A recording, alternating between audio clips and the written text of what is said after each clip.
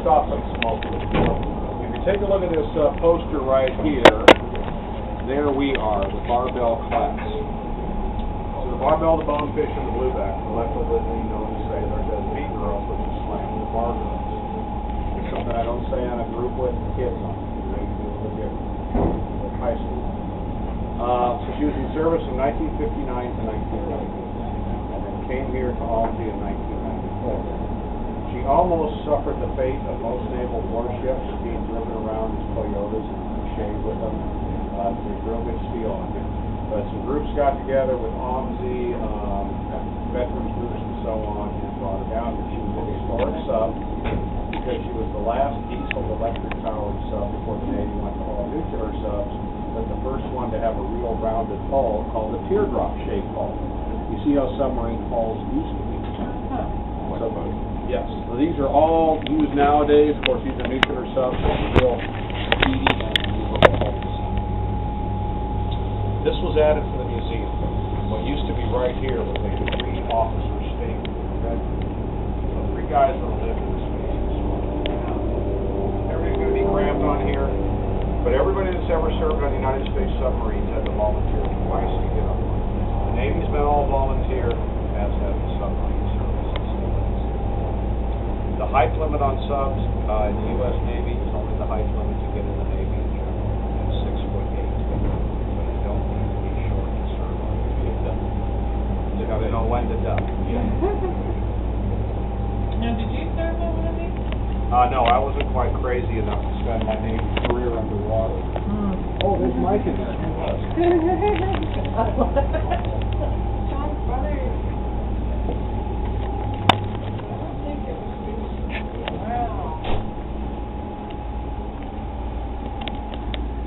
And it has nothing to do with fear. I could go on one of these for 3 or 4 days at a time. I have no fear of anything at a time. It's just not seeing the outside world. I like seeing the outside world. Sure, I could go on here for a week and I wouldn't bother myself. So this room is for the officers only, the 8 officers, captains and junior officers. Just paperwork, relaxed and so on, but the food is prepared 1 deck below in the galley. And then dumbwaitered up and served out here on the table. This is also the submarine surgery table. So you have those two. Cool. So that's a collection of submarine qualification badges from around the world. There's currently about 480 subs in the world. Wikipedia is pretty accurate on that. The U.S. has 75 of those. And only the U.S., Russia, China, Britain, and France, 5 countries operate this. Yeah, it's kind of rare. You don't normally operate periscopes underwater, but hey, there's some sharks out there. Let's see if we can get a shot of what happened.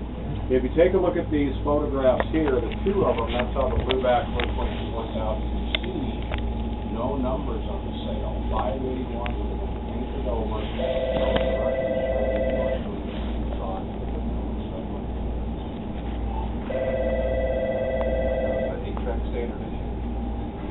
it was from about, sometime in the 70s.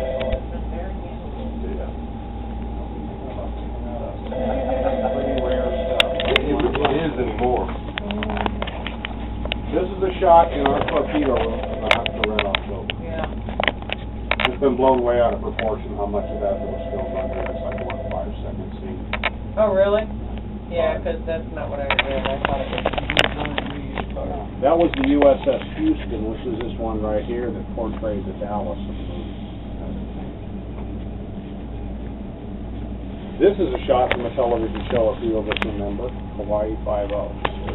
Blueback as the background extra in that one. Huh. She was also stationed at San Diego. So a couple of pretty good duty stations. Okay, let's continue on. Now, is this, what is this? Oh, that's the commanding officer's stateroom, but all the staterooms are pretty much that size. They're all that small? Yeah.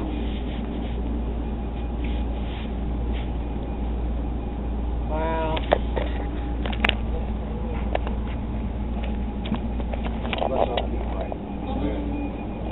I would read it. One thing I would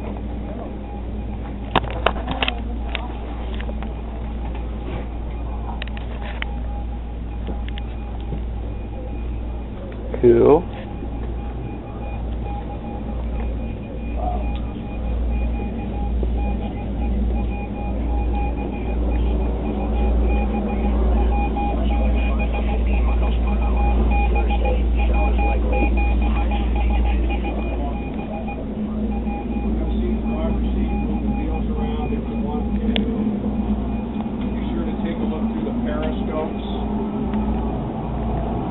All the photographs you want.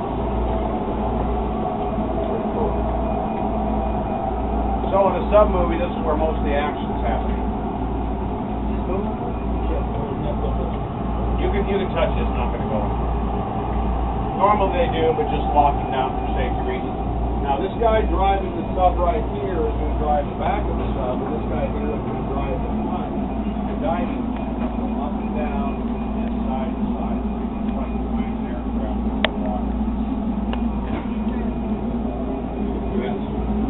That's the only way you have to look out of the sub when it's underwater. Specific depth, like just yeah, like 60 feet from the surface. And that's measured from the bottom of the sub. Okay. So that's not a whole heck of a lot. No. Probably like 25, 30 tall.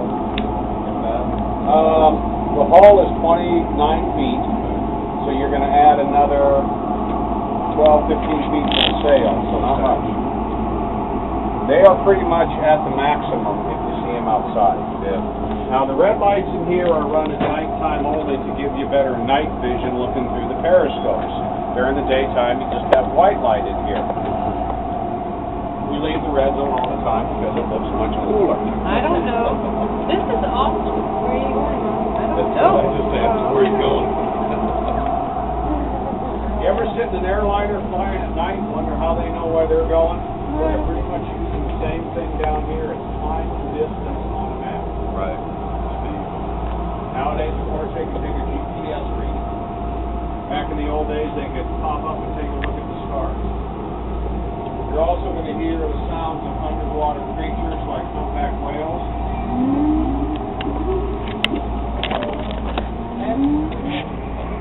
Orcas.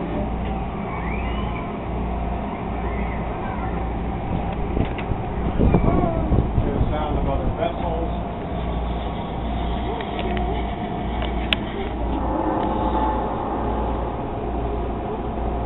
An active sonar, which you know is a ping. Sounds a little bit different than a movie ping. Yeah. That's the kind this boat would have. What? There's a lot of different pings.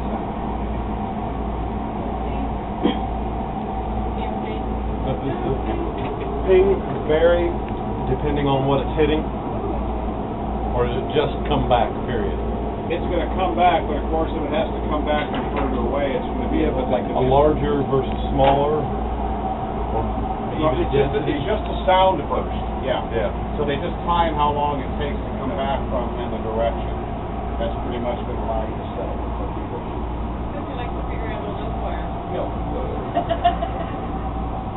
I thought when I did a fly bridge on a boat.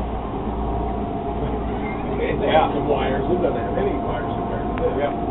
Okay, time for the really loud alarm. I'm going to hit it 2 times. You may want to cover your ears. Louder than the movie. The dive alarm.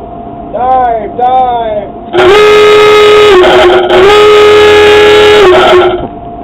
That's the one. Yeah. Because everybody on board the sub will be underwater in about a minute and a half. Does everybody go rushing forward then?